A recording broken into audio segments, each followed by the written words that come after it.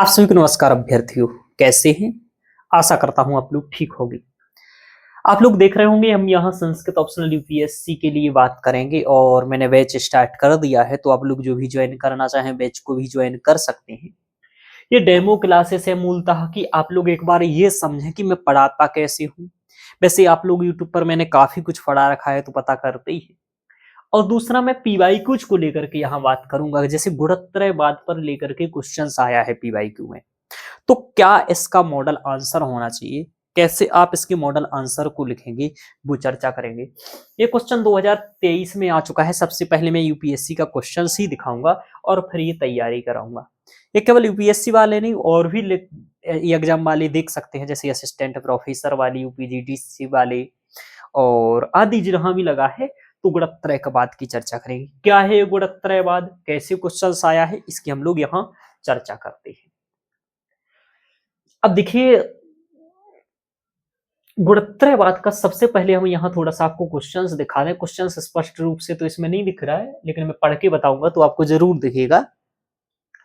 Questions 2023 में UPSC में आया कि सांख्यमाश्रित्य, ठीक है, सांख्यमाश्रित यानी कि सांख्य दर्शन का आश्रय लेकर के गुणत्रयवाद स्वरूपम कार्य विधिम च प्रतिपादयत, कि गुणत्रयवाद के स्वरूप को और उसकी कार्य विधि का प्रतिपादन कीजिए।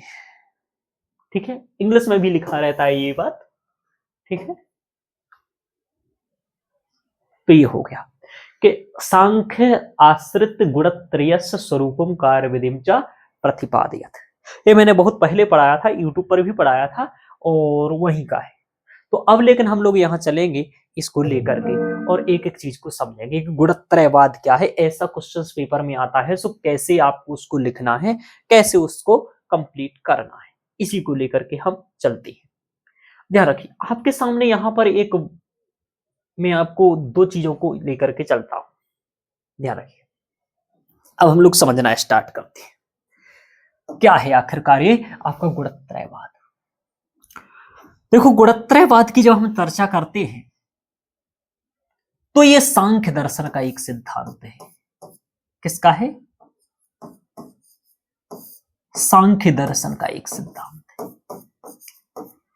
जब हम यहाँ सांख्य दर्शन की बात करते हैं तो सांख्य दर्शन का नाम जब मैंने बताया आप लोगों को कि सांख्य यानी कि संख्या के कारण ही इसे सांख्य कहा जाता है, और वो है संख्या 25 तत्व। सांख्य के जो 25 तत्व हैं ये सबसे इंपॉर्टेंट हैं, और इस 25 तत्व में भी जो दो तत्व हैं वो सबसे इंपॉर्टेंट हैं। पहला तत्व क्या है? एक तो है प्रकृति, सॉरी गलत लिख दिया,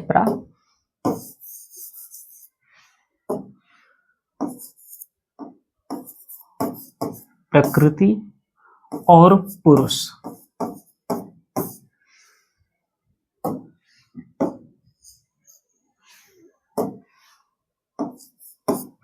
प्रकृति और पुरुष, एक है तत्व प्रकृति और दूसरा है पुरुष। ये दो तत्व सबसे इंपॉर्टेंट है, ध्यान रखिएगा 25 तत्व में। अब यहां क्या होता है, इन दोनों ही तत्वों से क्या माना जाता है? सृष्टि की उत्पत्ति। क्या मानी जाती है? सृष्टि उत्पत्ति।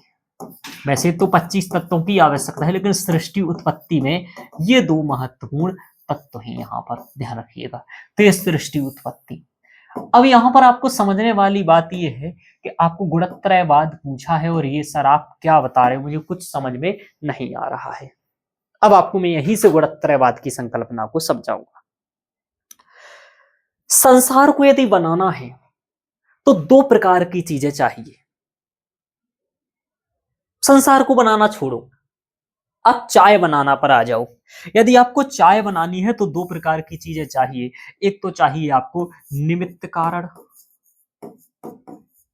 और दूसरा चाहिए उपादान कारण। उपादान कारण निमित्त कारण मैं कई बार बताया हूं, लेकिन फिर से बता देता हूं। उपादान कारण जिससे कोई चीज बनती है, जैसे चाय बनाने के लिए एक तो चाहिए एक व्यक्ति, ठीक है, ये व्यक्ति हो गया निमित्त कारण। ये व्यक्ति चाय बनाएगा, लेकिन किस चीज से बनाएगा? तो ये दूध चाहिए, पत्ती चाहिए, शक्कर चाहिए, दूध चाहिए, पत्ती चाहिए, शक्कर चाहिए, अदरक चाहिए, ठीक है, पानी भी चाहिए। इस तरीके से ये चाहिए, दूध, शक्कर, पानी, ये सब क्या है, यानी कि जिस चीज से कोई चीज बनती है उसे उपादान कारण कहते हैं। जैसे पेन जिस तत्व से विशेष से बना है उसे हम क्या कहेंगे, उपादान कारण, और जिसने इसे बनाया है उसे कहेंगे हम निमित्त कारण। तो इस संसार का यहां पर यह है कि निमित्त कारण और उपादान कारण। दूध चाय बनाने के प्रक्रम में यदि देखें तो दूध, पत्ती, शक्कर और अदरक, पानी क्या है, उपादान कारण, और ये व्यक्ति जो चाय बना रहा है ये क्या है, निमित्त कारण। ऐसे ही संसार को बनाने के लिए भी कुछ कारणों की आवश्यकता होती है, ध्यान रखिएगा। तो यहां जो प्रकृति को बताया इन्होंने, ये प्रकृति क्या है, ये वस्तुतः इस जगत का उपादान कारण है। क्या है, उपादान कारण है। उपादान कारण यानी कि दूध, पत्ती, शक्कर, अदरक आदि वाला मैटर, ये क्या है, उपादान कारण है, ध्यान रखिएगा। पुरुष क्या है, यहां सांख्य दर्शन में ध्यान रखिएगा, प्रकृति और पुरुष को ही उपादान कारण दोनों को ही रखा है, यहां निमित्त कारण की कल्पना नहीं है। यानी यहां ईश्वर को सांख्य दर्शन स्वीकार नहीं करता है, एकदम स्पष्ट रखिएगा। अब देखिए, तो प्रकृति और पुरुष दोनों ही क्या है, उपादान के कारण के रूप में यहां पर इस दर्शन में लिए गए। ये आपको एक स्पष्ट ध्यान रखना है। अब आगे समझाते हैं। जब प्रकृति और पुरुष दोनों ही उपादान कारण हैं, तो यहां बात आया कि गुणत्रयवाद कहां। तो यहां ध्यान रखना है, प्रकृति की जब परिभाषा अब आपको दिखाएंगे तो प्रकृति की परिभाषा क्या है, तो प्रकृति की परिभाषा है गुणानाम साम्यावस्था प्रकृति। साम्यावस्था प्रकृति,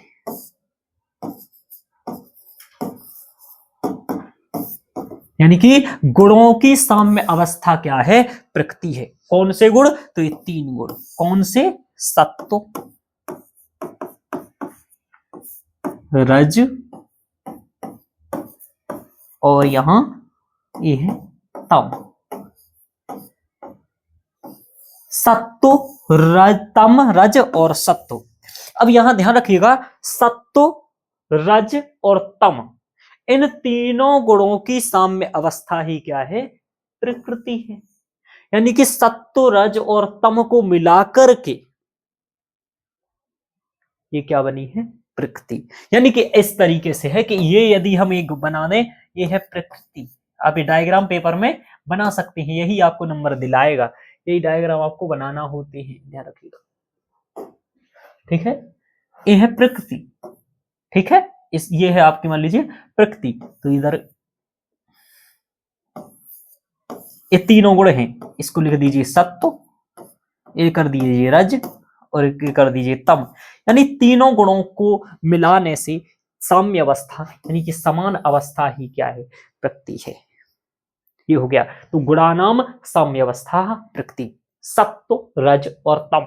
यहां आपसे जो पूछा जा रहा है वो पूछा रहा है सत्व, रज और तम के बारे में पूछा जा रहा है। तो आपको समझ में ये आना चाहिए कि सत्व, रज और तम की आवश्यकता किस लिए पड़ रही। तो इसलिए आवश्यकता पड़ रही कि भाई यहां सृष्टि उत्पत्ति में जो उपादान कारण है, उपादान कारण मतलब जिससे कोई चीज बनती है। जैसे सृष्टि किससे बनी, तो आपको मालूम है कहा जाता है पंच तत्व। तो पंच तत्व आदि भी इसी सत्व रज से ही में समाहित हो जाएंगे, इसी से आगे ये क्रम चलेगा। ध्यान रखिएगा, सृष्टि उत्पत्ति में प्रकृति और पुरुष है। प्रकृति क्या है, तो गुणों की साम्य अवस्था प्रकृति है, और वो तीनों गुण क्या है, सत्व, रज और तम, ये तीन गुण हैं। इतना आपको यदि समझ में आया ये बात, तो ध्यान रखिएगा, इसका स्क्रीनशॉट आप ले सकते हैं। अब हम लोग आगे चलते हैं, यहाँ तीनों गुणों पर बात करते हैं।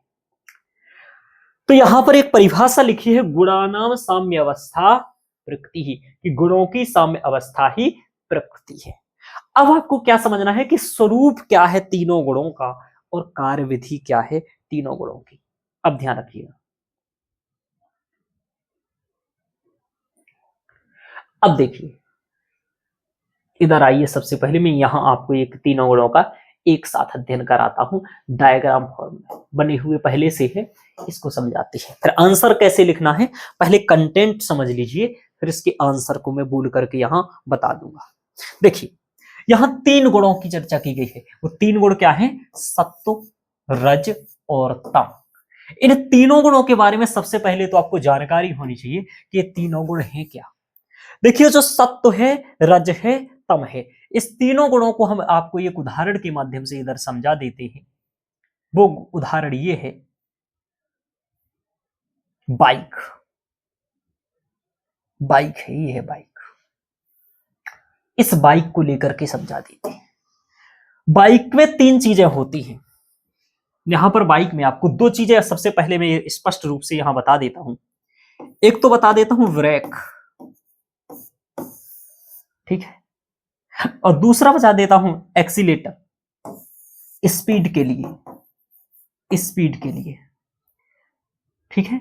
ये 2 चीजें हैं, यानी कि एक्सीलेटर से स्पीड तेज करोगे और ब्रेक लगाएगा ये, तो दोनों गुण ये हो गए।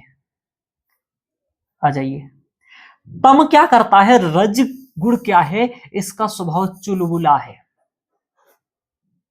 चंचलता है इसका स्वभाव, यानी कि ये आपके अंतर्गत चंचलता लाता है। यदि आपको किसी कार्य के लिए मोटिवेशन आता है, प्रेरणा आती है, तो वो मूल क्या होता है? रज गुण के कारण होता है। यानी कि मूल ये क्या है? ये एक्सीलेटर है, देखो लिखा है, ये ब्रेक है और ये पेट्रोल है बाइक के लिए।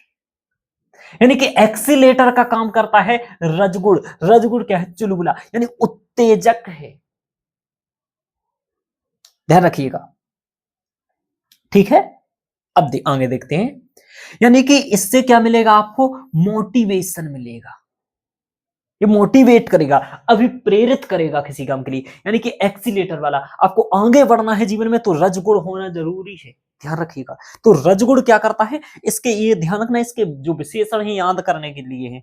यानी कि हाई कॉन्फिडेंस आप में आ जाएगा, आप नवाचार कर पाते हैं, कोई शोध कर पाते हैं, किसी चीज में आगे बढ़ते हैं, तो उसमें मूल कारण रज है, ध्यान रखिएगा। यानी ये प्रेरित करना इसका गुण है, और चंचलता, यानी प्रेरित करता है और चंचलता है। यानी कि चंचल किसका स्वभाव है? रजगुण का। ये क्या करता है? आपको अभिप्रेरित करता है किसी लक्ष्य के लिए। लेकिन वहीं ये तम गुण क्या करता है? ये आलसी प्रवृत्ति का है, आपको रोकता है। आप पढ़ लेते हैं, नहीं यार, ये रोकेगा। यानी विषाद, यानी ये मोह, देखो ये तो अप्रीति, यानी ये क्या कर रहा है? प्रवृत्ति करवा रहा है। और ये विषाद, यानी ये नियंत्रण करने वाला है। नियंत्रण यानी ब्रेक लगाओ, नियंत्रण करो गाड़ी पर। इस ये आगे बढ़ाता है, ये रोकता है। ये आलस्य लाता है, प्रमाद लाता है और नकारात्मकता लाता है। ये हाई कॉन्फिडेंस, ये नकारात्मकता, तो इसकी भी जरूरत है। अब आप एक समझो कि यदि गाड़ी में ब्रेक ना हो, केवल एक्सीलेटर हो, तो गाड़ी बहुत तेज भागेगी, एक्सीडेंट करेगी, रुकेगी नहीं। तो ये रुकाता है, तो क्या ये गलत है? नहीं, ये भी ठीक है। समझ में आ रहा? तो कोई व्यक्ति यदि बहुत अधिक आलसी है, तो आप समझ सकते हो उसमें तम गुण की अधिकता है। यदि कोई बहुत अभिप्रेरित रहता है, ज्यादा ही कॉन्फिडेंस में रहता है, मान लीजिए रज गुण ज्यादा है, ध्यान रखिएगा, तो ये नकारात्मकता लाता है। यानी कि सबसे ये भारी होता है, यानी गुरु कहा जाता है, और रोकने वाला होता है, ध्यान रखिएगा। तो ये हो गया। अब आया सत्वगुण। सत्वगुण क्या करता है? सत्वगुण प्रीति प्रदायक है। ये प्रीति कहा जाएगा, इसे अप्रीति वाला कहा जाएगा, और इसे विषाद वाला कहा जाएगा, जो भी आपको बताएंगे। तो प्रीति वाला सत्वगुण, अप्रीति वाला रजगुण, विषाद वाला तमगुण पूछा जाएगा। अब ये प्रकाश उत्पादन है, यानी ये परोपकार लाता है, तन्मयता लाता है, ईमानदारी लाता है, संत यानी समाधि के लिए। यानी कि ये सत्वगुण वैसा होता है, कोई व्यक्ति आपने ऐसा देखा होगा, जो व्यक्ति एकदम शांत रहता है, शांत रहेगा, किसी से ज्यादा मतलब नहीं रहेगा, पढ़ते रहेगा, ज्यादा लोगों को कहेगा नहीं ये कर दूंगा वो कर दूंगा, यानी ये कर दूंगा वो कर दूंगा वाला कौन है? ये रजगुण वाला व्यक्ति है। रजगुण वाला ज्यादा चंचल रहेगा, हाई कॉन्फिडेंस में रहेगा, यानी प्रेरित जा रहेगा। ये साधु स्वभाव का रहेगा, सरल स्वभाव का रहेगा, पढ़ते रहेगा, विद्वान होगा, मौनम प्रज्ञास्य लक्षणम। ये क्या है? सत्वगुण है। अब क्या होता है, किसी व्यक्ति में सत्वगुण की अधिकता हो सकती है, किसी व्यक्ति में रजगुण की अधिकता हो सकती है और किसी व्यक्ति में तमगुण की आवश्यकता मतलब ज्यादा हो सकता है। लेकिन तीनों गुण ही सब में विद्यमान होते हैं, सत्व रज और तम, यही गुण त्रय है। इन्हें ही तीनों गुण कहा जाता है। तीनों का अपना अपना स्वभाव है। तो सत्व का क्या स्वभाव है, क्या कार्य रूप है, वो ये भी पूछा गया है। और रज का क्या है, तम का क्या है। अभी मैं आपको हिंदी में ये बता रहा हूं, इसके लिए अभी सांख्य कारिका की कारिकाएं भी बताऊंगा। ये 2 कारिकाओं में इन सभी की जो बातें यहाँ हिंदी में समझा रहा हूं, यहाँ संस्कृत में भी समझाऊंगा, लेकिन पहले हिंदी में समझो। इतना समझ में आया कि ये परोपकार को देने वाला है, संतन्मयता लाता है, परोपकार लाता है, प्रकाश उत्पन्न करने वाला है, जीवन में प्रकाश लाता है। ध्यान रखिएगा। अब देखो क्या है, अब जब आप अति हाई कॉन्फिडेंस में होते हो, पेपर देने जाते हो, तो क्या होता है, आपको लगता है हो ये कर दूंगा, वो कर दूंगा। जब अंततः नहीं होगा तो क्या होगा, दुख। क्या होगा, दुख। इसलिए यहां पर लिखा है ये अप्रीति वाला है, अप्रीति या दुख का है। लेकिन इधर आप आराम से मेहनत करते रहोगे धीरे धीरे, तो ये क्या करेगा, आपको प्रीति यानी सुख प्रदान करेगा। तो ये विशेषण याद रखना है, सत्व सुख प्रदान करने वाला है, प्रीति प्रदान करने वाला है, रजगुण दुख प्रदान करने वाला है, क्योंकि आप हाई कॉन्फिडेंस में थे, ये ध्यान रखिएगा। और ये विषाद वाला है, क्योंकि रोक दिया पेपर देने जाना, बोला नहीं नहीं मत जाओ, बोले 8 घंटे पढ़ना था, नहीं नहीं 3 ही घंटे पढ़ो, ये आलसी प्रदान करेगा, तो विषाद लाएगा। तो ये तीनों के गुण हमने यहां पर देखे। अब ये क्या, तो सर अगर हमारे अंदर सत्व गुण ही ज्यादा हो, और मतलब इसका मतलब सर क्या, एक गुण यदि सत्व गुण ही ज्यादा हो तो फिर अच्छा रहेगा, मतलब ये गुण ना हो। जैसे आप हैं, आप कहो कि सर यदि ये इतना अच्छा है तो ये हमारे अंदर 100% हो, और ये 0 रहे तो क्या होगा, तो बोले तो फिर तुम्हारा जीवन बर्बाद हो जाएगा। क्यों हो जाएगा, क्योंकि फिर आपको कुछ काम करने का मोटिवेशन नहीं आएगा, चंचलता नहीं आएगी, आपको इच्छा जागृत ही नहीं होगी किसी काम को करने की। वो सब करने के लिए ये रजगुण आवश्यक है। और फिर आप अति कॉन्फिडेंस में ही ना रहें, अति ज्यादा काम में ही ना लगे रहे 24 घंटे, इसलिए ये गुण, ये तम भी आवश्यक है। यानी कि सर तीनों आवश्यक है जी, बिल्कुल तीनों ही आवश्यक है, ध्यान रखिएगा। अब देखो, यानी कि आप व्यक्ति के क्रियाकलाप देख करके उसको ये बता सकते हो, ये समझ सकते हो इसमें किस गुण की अधिकता है। अब आपको इसको एक उदाहरण के माध्यम से मैं बताता हूं, और जो उदाहरण बहुत अच्छा है कि कैसे ये तीनों आवश्यक है। ये ईश्वर कृष्ण की संकारिका का उदाहरण है, मैं आपको यहां बताता हूं। जैसे एक दीपक है, ये दीपक का चिन्ह दीपक बना हुआ है, मैं इसको बता देता हूं, ठीक है, नहीं तो दीपक ही दिखा देते हैं डायरेक्ट। चलिए, हाँ ये दीपक है, देखिए लौ है, दीपक की लौ। अब आप यहां पर देख रहे हैं ये लौ है। एक दीपक में 3 चीजें होती हैं, वो यहां पर लिखा है। एक तो ये है उसकी लौ जो आपको दिख रही है, दूसरा है उसमें एक इस दीपक में बत्ती जो ये दिख रहा है, और एक है आपका तेल जो ये दिख रहा है। यानी कि लौ जो ये जल रही है आगे, ये हो गया। एक है इसमें बत्ती और दूसरा है तेल। आप एक चीज ध्यान रखो, निरंतर जो तेल है दीपक में, इस तेल को खत्म कौन करते जा रहा है, ये बत्ती। और ये जो बत्ती है, इस बत्ती को खत्म कौन करते जा रहा है, जो ये आग यानी लौ है। यानी लौ किसको खत्म कर रही है, लौ किसको खत्म कर रही है, बत्ती को। और बत्ती किसे खत्म करती जा रही है, तेल को। कर रही है या नहीं कर रही, बत्ती कर रही है तेल को खत्म, और तेल कर यानी कि लौ कर रही है बत्ती को खत्म, बत्ती कर रहा है तेल को खत्म। निरंतर ये काम चल रहा है, चल रहा है। लेकिन दीपक जलाने रूपी प्रयोजन तभी सिद्ध होगा जब तीनों चीज हो। क्या अकेले बत्ती से दीपक जल सकता है, प्रकाश मिल सकता है जीवन में, नहीं मिलेगा। बत्ती कैसे जलाओगे, तेल नहीं है, तेल के अकेला काम होगा नहीं, बत्ती नहीं है, लोक अकेला आगे नहीं है, अग्नि नहीं है, कैसे काम चलेगा। यानी कि तीनों आवश्यक है दीपक जलाने रूपी प्रयोजन को पूर्ण करने के लिए। यानी दीपक तभी जलेगा जब तीनों चीजें हैं, लेकिन ये तीनों तो एक दूसरे को समाप्त करते जा रहे हैं, परस्पर विरोधी स्वरूप वाले हैं। एक दूसरे को समाप्त कर रहे हैं, लेकिन परस्पर तीनों अपकार एवं प्रतिकार करते हैं। बहुत बड़ी बात है, तीनों गुण एक दूसरे का अपकार भी कर रहे हैं और प्रतिकार भी कर रहे हैं। उपकार कैसे कर रहे हैं, ध्यान रखिएगा। उपकार ऐसे कर रहे हैं कि बत्ती को जरूरत है तेल की, क्योंकि बत्ती में तेल नहीं आएगा तो जलेगी कैसे, और जलने के लिए जरूरी है बत्ती, तो तीनों इस दृष्टि से सहायक है। और प्रतिकार कैसे कर रहे हैं, क्योंकि बत्ती खत्म करते जा रही है तेल को, और बत्ती को खत्म करती जा रही है लौ। समझ में आ रहा? तो एक तो लौ खत्म कर रही है किसको, बत्ती को, बत्ती खत्म कर रही है तेल को, इसलिए ये गलत भी है और ये सही भी है कि भाई जरूरत है एक दूसरे की प्रकाश रूपी प्रयोजन को पूर्ण करने के लिए। तो प्रतिकार, उपकार और प्रतिकार दोनों करते हैं। क्या ये तो ये उदाहरण हो गया, तीनों गुण एक दूसरे के लिए आवश्यक भी हैं और विरोधी भी है। समझ में आया? अब हम इसके इस श्लोक को समझ लेते हैं, फिर आंसर देखेंगे। अब आपको पेपर में जब लिखना होता है तो पेपर में केवल समझना आवश्यक नहीं है, पेपर के लिए आपको इसके लिए प्रमाण देना भी आवश्यक है। जो आप कह रहे हो यदि वो बिना प्रमाण के कह रहे हो तब पेपर में काम का नहीं आएगा। तो एक सांख्यकारी का एक ग्रंथ है, प्रकरण ग्रंथ है सांख्यकारिका, ईश्वर कृष्ण इसके लेखक है। सांख्यकारिका के प्रकरण ग्रंथ है, शास्त्रिक देश संबद्धम शास्त्र कार्यांतरे स्थितम आहो प्रकरण नाम ग्रंथ वेदम विपश्चिता।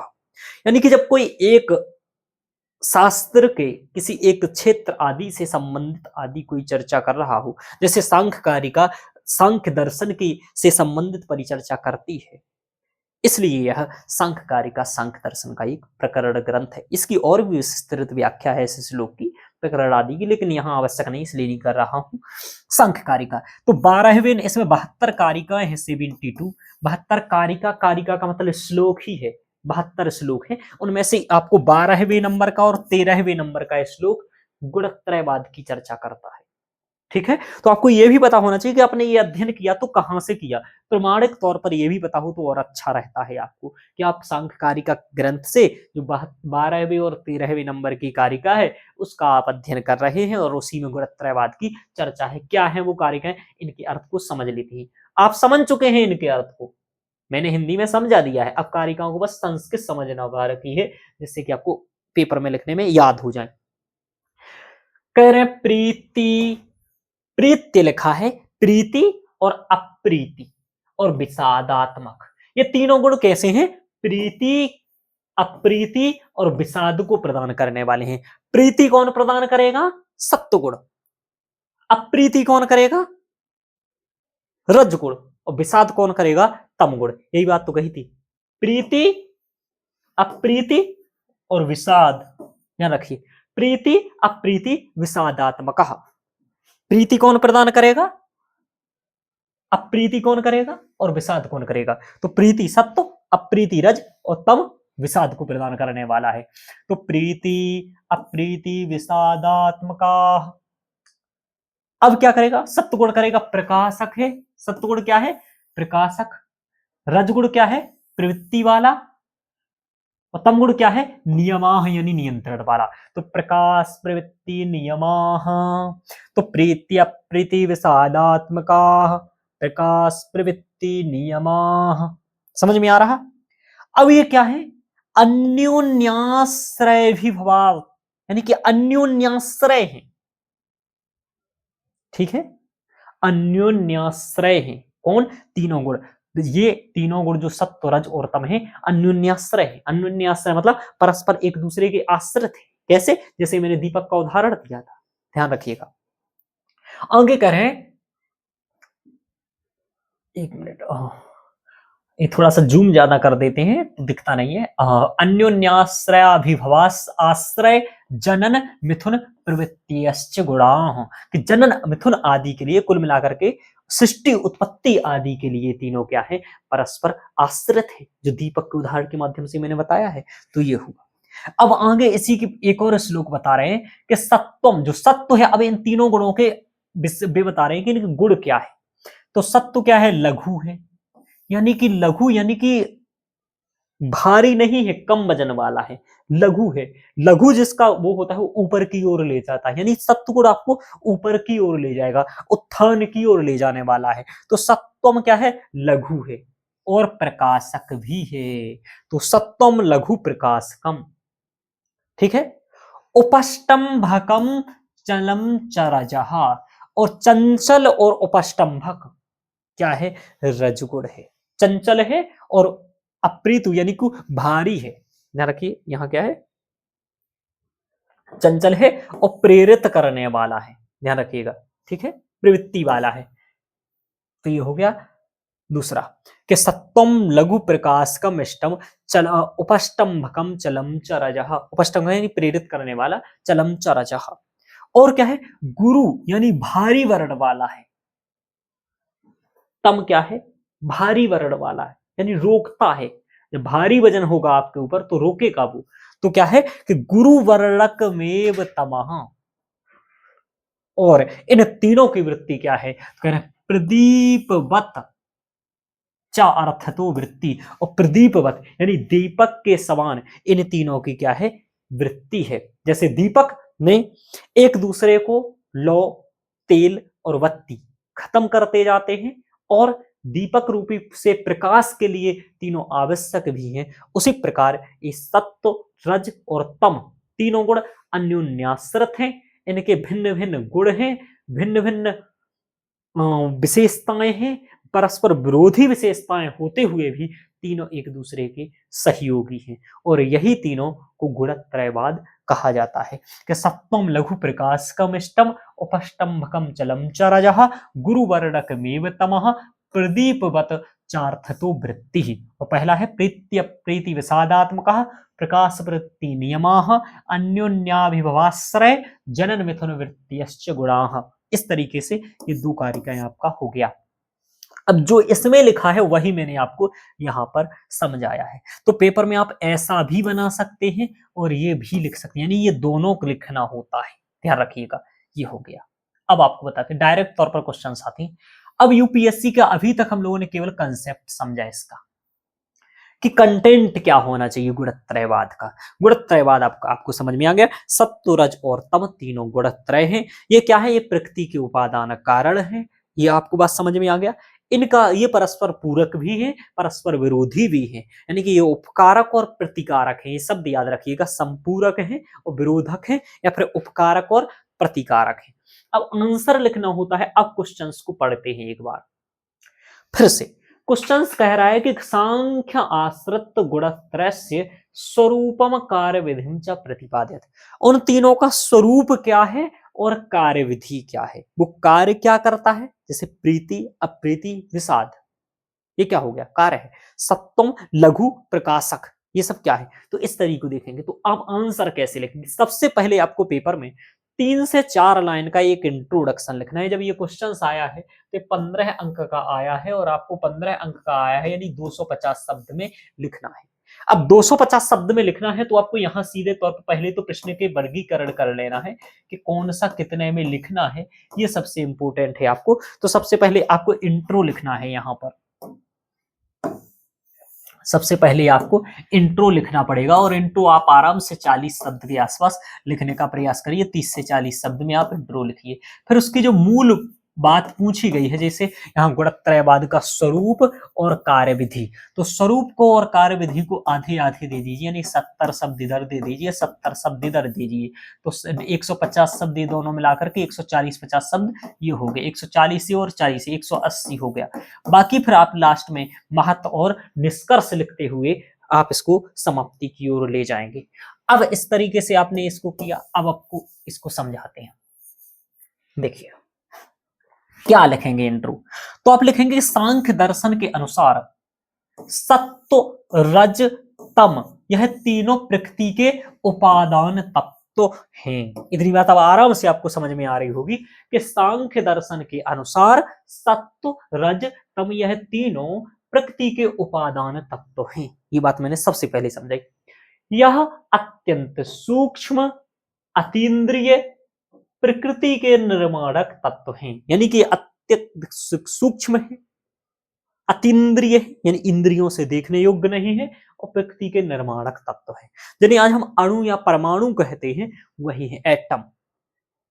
इन्हीं तीनों गुणों रूपी लड़ियों से मिलकर प्रकृति का निर्माण हुआ है। एक बात मैंने और नहीं बताई, क्या बताया जाता है? तीन गुणों रूपी लड़ियों का मतलब ये है, जब आप देखते हैं गांव में, आपने देखा होगा लड़कियां जो चोटी बांधती हैं तो वो तीन ऐसी ऐसी करके बांधती हैं। समझ में आया? तो एक ये हो गया, एक ये हो गया, एक हो गया, तीन, तो वो लड़ियां कहा जाता है उन्हें। तो इसी प्रकार सत्व रज और तम तीनों क्या है? वो लड़ियां हैं। तो वो इन्हीं तीनों गुणों रूपी लड़ियों से मिलकर प्रकृति का निर्माण हुआ है। इन्हीं की साम्य अवस्था को प्रकृति कहते हैं। समझ में आया? इस तरीके से आपको टू द पॉइंट लिखना है, जो पूछा है, बकवास नहीं करनी है, और जो पूछा है डायरेक्ट वही बात लिखेगी। अब आप स्वयं सोचो, यदि आप ऐसा इंट्रो लिखते हैं तो नंबर मिलेंगे या नहीं मिलेंगे? कि सांख्य दर्शन के अनुसार सत्व रज तम यह तीनों प्रकृति के उपादान तत्व हैं। यह अत्यंत सूक्ष्म अतीन्द्रिय प्रकृति के निर्माणक तत्व हैं। इन्हीं तीनों गुणों रूपी लड़ियों से मिलकर प्रकृति का निर्माण हुआ है। इन्हीं की साम्य अवस्था को प्रकृति कहते हैं। और लिख दीजिए गुणा नाम साम्य अवस्था प्रकृति। अब इतना लिखने के बाद आप, ये हो गया इंट्रो आपका। अब आपको बताना है गुणत्रयवाद का स्वरूप, क्योंकि आपसे स्वरूप और कार्यविधि पूछा है। तो गुणत्रयवाद का स्वरूप क्या है? तो स्वरूप के लिए अब आप क्या कर सकते हैं? सीधे तौर पर गुणत्रयवाद का यदि आपको स्वरूप बताना है तो यहां पर आप डायरेक्ट ये डायग्राम दे सकते हैं।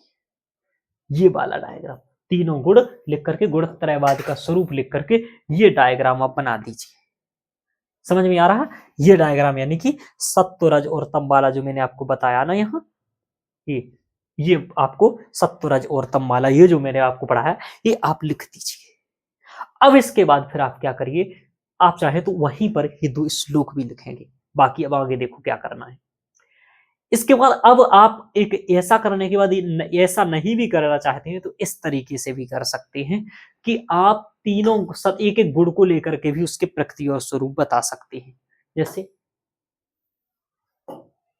जैसे देखो, यहां आपने स्वरूप बताना है सत्वगुण का और उसकी कार्यविधि, यानी सत्वगुण का स्वरूप क्या है और वो करता क्या है। यदि आपको इसको समझाना है तो क्या करेंगे? तो देखो, सत्वगुण वस्तुतः लघु और प्रकाशक होता है। यह आनंद, सुख और स्वच्छता का प्रतीक होता है। ये आनंद प्रदान करता है, सुख प्रदान करता है और स्वच्छता का प्रतीक होता है। एवं इसका रंग श्वेत स्वीकार किया गया है कि जो सत्व है वो श्वेत रंग का है। ध्यान रखिएगा। तो श्वेत रंग के रूप में अब ये करता क्या है? तो इसका मूल कार्य क्या है? तो ऊर्ध्वगमन की ओर ले जाना, यानी कि दीपक की लौ क्या करती है? ऊपर की ओर जो ले जाती है, यही इसका कार्य है, ऊपर की ओर ले जाना, यानी गुरुत्वाकर्षण के विपरीत। ध्यान रखिएगा। हाँ, वैज्ञानिक सिद्धांत होगा कि गुरुत्वाकर्षण के विपरीत कर रहा है काम। कौन? सत्व। ये ऊपर की ओर ले जाता है, ये व्यक्ति को भी समृद्धि की ओर ले जाता है सत्व गुण। ध्यान रखिएगा। अन्य कार्य क्या है? तो ये सरलता प्रदान करता है, शुचिता प्रदान करता है, स्नेह, श्रद्धा, संतोष, दया, दान, विवेक और प्रेम आदि प्रदान करने वाला है। ये इसके मूल कार्य है। मूल कार्य देखो ये है और ये अन्य कार्य है। ये भी आपका दिखा जाता है पेपर में कि आप देखो कितने अच्छे से वर्गीकरण कर रहे हो। मूल कार्य, अन्य कार्य और फिर चीजों को बता रहे हो। ये हो गया। अब सत्य हो गया। अब यहां पर है रजगुण। रजगुण क्या करता है? ध्यान रखिए। रजोगुण उत्तेजकता का, चंचलता का और मलिनता का प्रतीक है। उत्तेजित करेगा आपको आगे बढ़ाने के लिए, चंचलता भी लाएगा, लेकिन मलिनता का भी प्रतीक होता है। स्वयं तो चंचल ही है, यानी कि स्वयं तो चंचल है ही, इसके संपर्क में जो आता है उसे भी चंचल बना देता है। क्योंकि और इसका रंग रक्त है, यानी कि रक्त वर्ण का है। जो सत्व था वो श्वेत वर्ण का था, तो ये रक्त वर्ण का है। दूसरा, ये जिसके संपर्क में आता है उसे भी चंचल बना देता है, और ये चंचलता और उत्तेजकता का प्रतीक है। कार्य क्या करता है? तो मूल कार्य इसका है गति, उत्तेजकता उत्पन्न करना, जैसे इंद्रियों को विषयों की ओर ले जाना। आप जो हैं गर्लफ्रेंड से मिलने के लिए जो भागते हो, उसमें मूल काम यही है, रजगुण है ना, मिलाने वाला यही है। तो गति, उत्तेजकता उत्पन्न, यानी आपको आगे लक्ष्य के लिए भी आगे बढ़ाने में यही कार्य करता है। अन्य कार्य क्या है? सृजन करना, नवाचार करना और सक्रियता लाना, इसी का कार्य है। नकारात्मक कार्य भी है इसके, जैसे मद, मोह, अहंकार, तृष्णा, द्वेष, क्रोध आदि भी इसके माध्यम से उत्पन्न होते हैं। तो ये भी इसके कुछ नकारात्मक गुण भी हैं जो इससे उत्पन्न होते हैं। तो इसकी कार्यविधि हो गया, ध्यान रखिए। ठीक है, अब देखिए,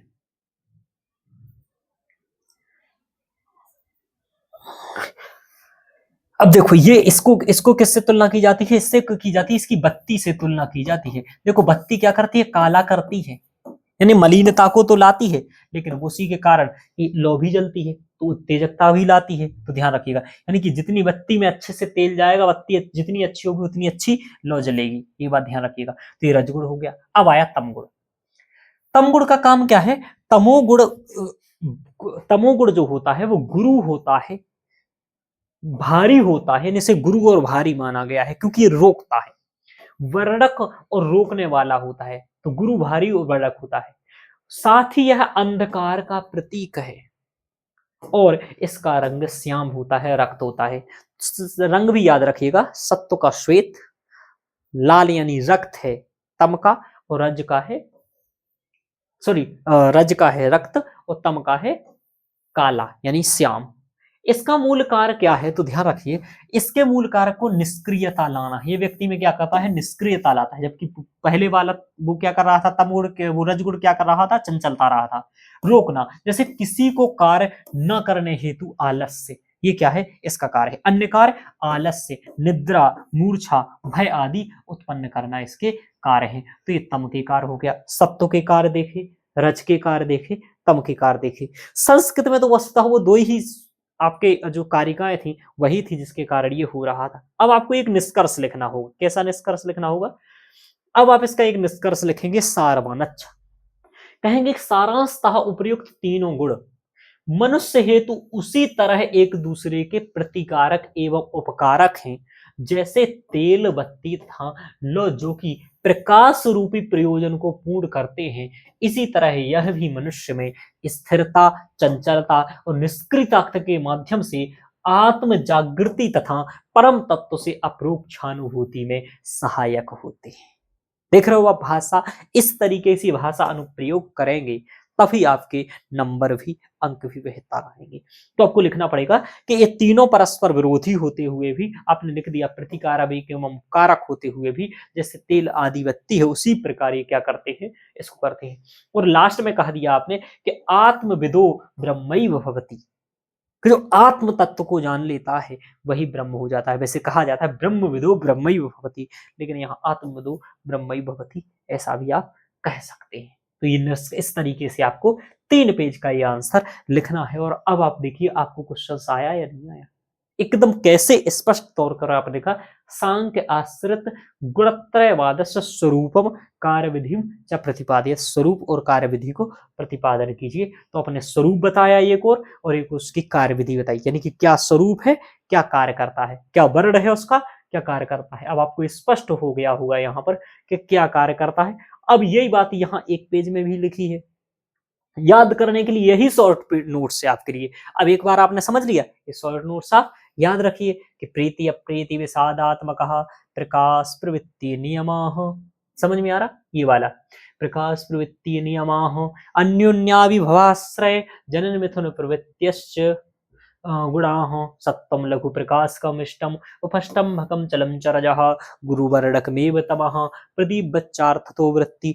इस तरीके से अब आपने एक बार ये कर लिया तो ये 2 कारिका याद रख रही हैं आप। तो याद रख सकते हैं सांख्य ईश्वर कृष्ण की सांख्य कारिका के 12वें और 13वें नंबर की कारिका में सत्व, रज और तम गुण की परिचर्चा की गई है। ऐसा भी इंट्रो आप लिख सकते हैं डायरेक्ट तौर पर, और फिर बता सकते हैं उन तीनों का स्वरूप निम्नवत है। और इस स्वरूप लिखने के बाद कहेंगे इन स्वरूप के साथ ही इनकी कार्य विधि को देखें। ऐसा भी कर सकते हैं कि आप तीनों का पहले स्वरूप बता दीजिए, इस तरीके से भी बना सकते हैं। तो आपके ऊपर है पेपर में आप क्या करना चाहते हैं मेरे भाई, आप ऐसा भी कर सकते हैं पेपर में।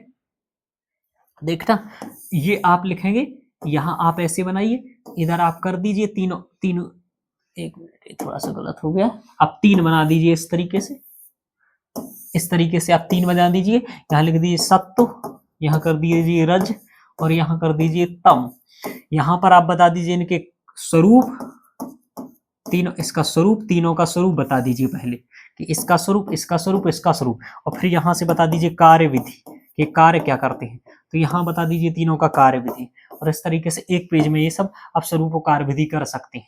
समझ में आ रहा है? तो इस तरीके से आप गुणत्रयवाद के बारे में चर्चा कर सकते हैं। मैंने आपको सबसे पहले टॉपिक्स को समझाया और फिर बताने का प्रयास किया कि कैसे आप इसको कंप्लीट करेंगे। पीवाईक्यूज के आंसर कैसे लिखना है ये भी आपको यहाँ पता चल गया होगा। कैसे आपको ये टॉपिक्स को समझना है ये पता चल गया होगा। मैं कैसे समझाता हूँ वो भी पता चल गया होगा। आदि आदि ये आप देख सकते हैं। तो आज के क्लास में इतना ही, फिर हम लोग बाद में मिलते हैं। ओके मित्रों, धन्यवाद।